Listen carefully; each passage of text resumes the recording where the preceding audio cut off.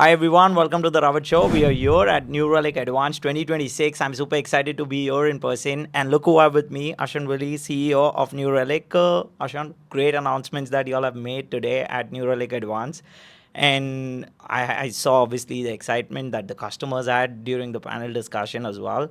First of all, would love to obviously know a little bit about the announcements that y'all have made, and then we can get into various directions. How will it impact the customer, and why are the customers so excited about these announcements? SRE Agent, Agentic direction that New Relic has kind of picked. So tell us about the announcements, and then we'll get more into the detailing. Yeah, first of all, Ravit, thanks very much for coming to San Francisco. Yeah. We got the gloom, but it's gonna get a little sunnier and warmer. It'll be a bit more like Mumbai in a bit, hopefully. But look, we have a lot of announcements today. Right. But I think you picked up on the things that the customers get really excited about. Yeah.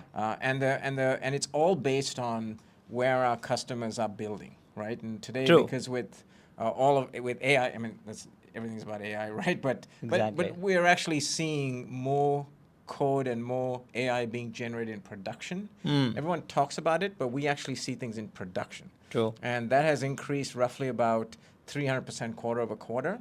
Wow. And so, yeah, so as a result, we've had to build tools, and we've been building for a while to help you do a couple of things. One is deploy AI with confidence. So one of our announcements was all around how we essentially use New Relic for AI to give you confidence. And then the other announcement was, as observability gets more complicated and there's more and more data and information, is how do you make sense of that, but not have the human in the middle? And so we had this whole concept of superhuman, right? Because you have to fundamentally figure out how you use your superhuman capabilities, or the system should give you the answers. And those are probably the two things that the customers are going to be really excited about.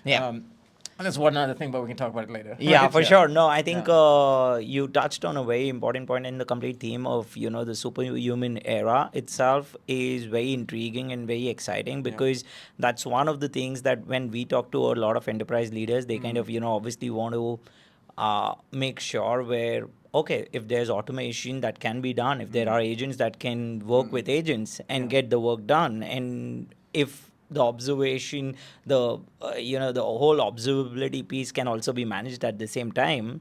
Nothing like it. And a lot of discussions today is what I've kind of seen around that. I'm kind of wanting to know which announcements from today do you think will have the biggest impact on customers this year?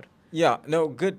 So clearly the AI announcements will get an excitement, and that's a journey and a continuum. But the thing I think that will really, really help customers, just for your viewers, right? And some of them may or may not be familiar with observability in general, because I certainly wasn't before I came into the space. But observability is essentially monitoring and looking at all of the things that are happening in your digital estate and making sense of it, right? So making sure that things work well, right? So, for example, we have whether you have those fast delivery place in India that e-commerce, quick commerce, right? Quick commerce under 9 minutes or 8 minutes, right? So nothing can go wrong with the technology in real time. So observability helps that, right? Now, so all of that and AI will help that. But I think one of the big things that a lot of our customers will be interested in is our tie into actual business outcomes. Because observability has typically been a very technical field meant for engineers, but the reality is you have real-time information that you can make merchandising decisions on. You can make decisions on, say, the performance of a Formula One car, which we have a customer who does that, right? You can make decisions on things that have energy decisions, and all of those are business decisions. And so we introduced something called intelligent workloads, which dynamically maps all of those business metrics directly to observability metrics. Yeah, and I think that is something which is a game changer for sure, in terms of if they have like those metrics in place and if observability is kind of sorted. I'm kind of also curious to know what problem are you hearing from customers that pushed New Relic towards the agentic approach. I know obviously New Relic took its time, and I've been, like I said, I was attending New Relic Advance last year as well, and you all made some fantastic announcements, and always it's been a pleasure, and that's one of the reasons we're here in person to obviously see everything firsthand. And again, this year you all didn't disappoint. You all were on the go, and you all had some amazing announcements. But kind of curious to know about the customer needs and then the agentic approach. Yeah. So first of all, I'm glad you were here. You were excited about the announcements last year, and we had lots this year, because I'm putting a lot of money into R&D. So those guys better they better give us some stuff. So so look, the AI piece in particular, which you asked about, has been a journey, and it's been a journey in this sense.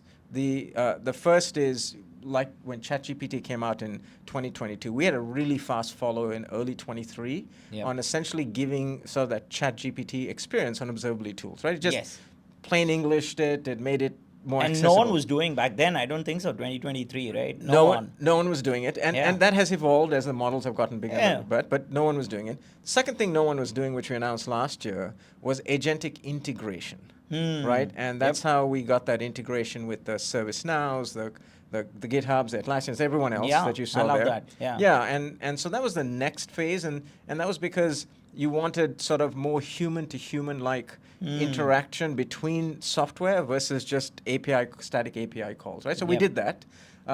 This year, we've always had AI monitoring, right? And that's taken a while. We took our time with the AI SRE agent because the biggest thing is trust. So true. You have to trust the output, right? I mean, I came from the cyber world where we were probably doing ML starting in about 2003. It was old stuff, but what happened is you have to trust the output, and if you don't trust the output, it doesn't matter if you're first or second or whatever. True. You've got to trust the output, and so that's why we spent a lot of time with a lot of our customers, and they can really benefit from that, we feel. I love that. In terms of the approach for, obviously the SRE agent as well, I think one question that I get a lot from, even the enterprise leaders is, Ravit, agents are good. Now we've, obviously we are out of that experimentation phase, and now we are kind of, obviously scaling agents. The only thing that we want to be sure of is we can trust these agents with the business outcome. And if we can get that, nothing better than that. And I think that's what you all have been aiming with the SRE agent as well, which is where governance is in place, which is where security is in place. But then the most important thing, now you can trust the agent. Even if like you're sleeping at 2 a.m., the agents can actually work or if there's anything which is being broken and can fix it. Yep, you saw the video and you remembered it. I'm proud of you on that. Yes. But, Ravit, and maybe the way to kind of summarize on that piece is this, right? If you think about, there have been different years in AI, right? So you had the year of the LLM, and then last year was the year of agents. You're absolutely right? This year, if you talk to people, the financial folks will tell you this is the year that we want agents to have actual financial impact, right? Meaning that should either help the top line or should help the expense curve, right? So that's what the financial community, and you can see it in the markets. You can see it in the markets, right? The second thing, though, is on the technology standpoints, this is the year of, they call it the LLM judge, right? What do I have? What is judging the output of the agents such that I can put it in trust for both compliance sake, but also for actual production sake. So I think you're absolutely right. I love it. These are fantastic insights. One more curious question that I have is, do you see these AI agents becoming decision makers, or will they always stay as co-pilot for engineers? What are your thoughts around that? I will tell you that things have moved way faster than all of us thought, right?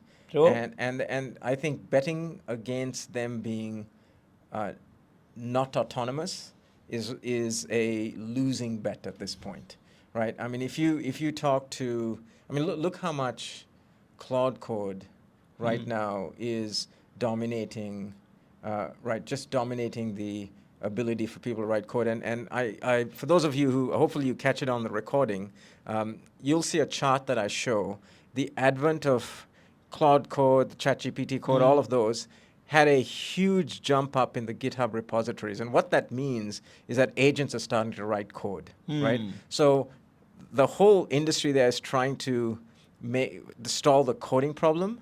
They're going to solve that, and then they're going to move on to how do I go fix the financial analyst problem, and then they're going to go focus on, and each of those, you can bet your bottom dollar, they're going to be fully autonomous for a certain set of tasks, right? Yeah.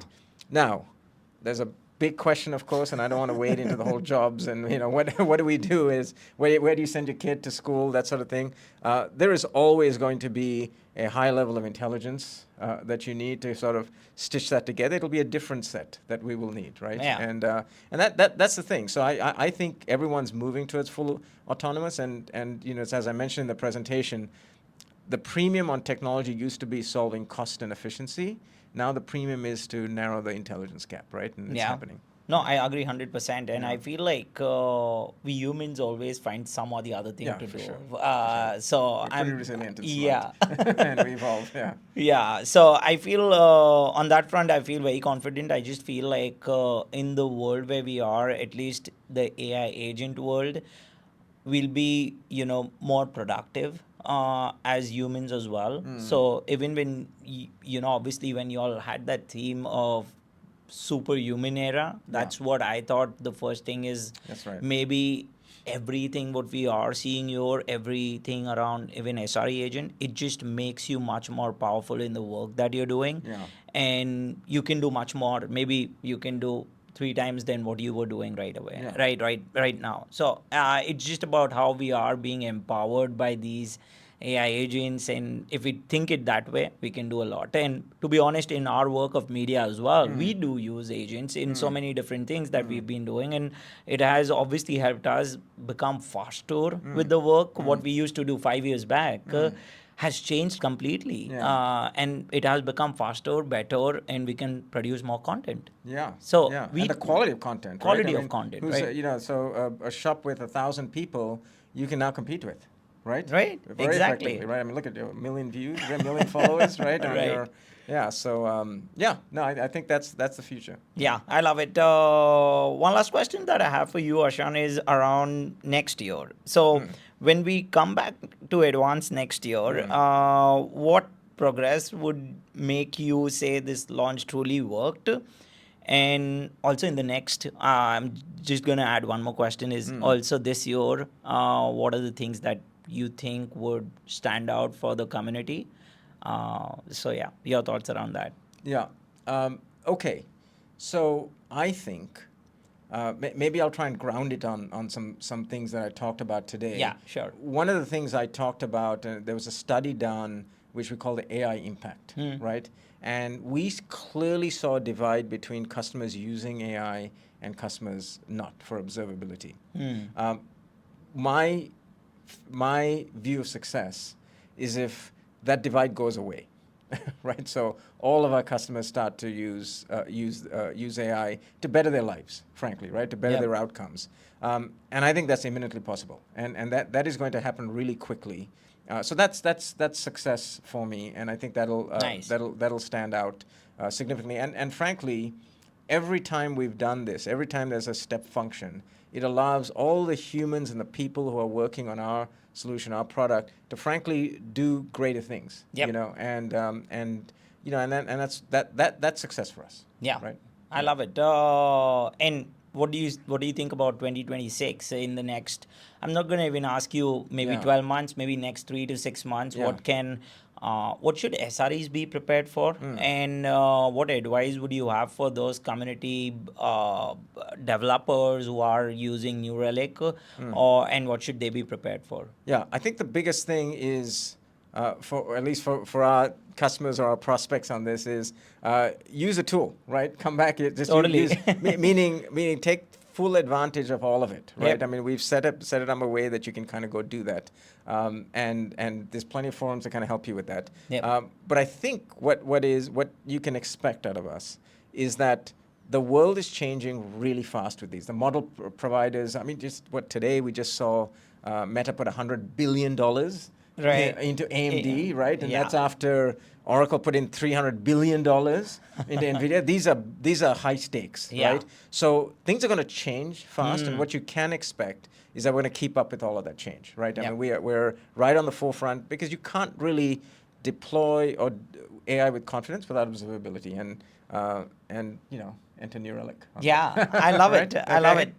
Great work that you and your team have been doing in this space, and obviously, having being in forefront of the technology, I feel is very important. Not only just for the customers, I've obviously heard the customers as well. Great names out there today, but also for the community members who are kind of obviously eyeing towards New Relic and what the team is doing. So we'll keep the conversation going. Ashan, this is fantastic advancement that you and your team have done in at least last 2.5 years, what we have seen, and can't wait to see this year as well. So we'll keep our audience posted about it. And one last question: if they want to follow you, which is the best place? LinkedIn? Yeah, it's LinkedIn. I have a Twitter handle. I should be cooler, but I'm just doing LinkedIn now just because I've got to keep the social media check. There's a lot of work to do otherwise. But LinkedIn, and by the way, so thank you. First of all, thank you for following New Relic for 2.5 years and this space, and thank you for putting us in front of your audience. What I will say is, if there's any questions or any requests, I am a religious reader of LinkedIn. I will follow up with any of those. A+. So, for your audience who wants to reach out to me, please do so. Thank you. You guys know whom you can reach out directly to as well, but obviously there's a ton of material that New Relic kind of puts together. I'll be making sure to share all those links with you all in the comments as well, so you all can have a deeper dive into it and also follow New Relic. Thanks, Ashan. Thank you, Such Ravit. a pleasure catching up with you and obviously learning more about all the discussion. Thanks once again. Thanks very much. Thank you. Appreciate it. Thank you, everyone, for joining us today.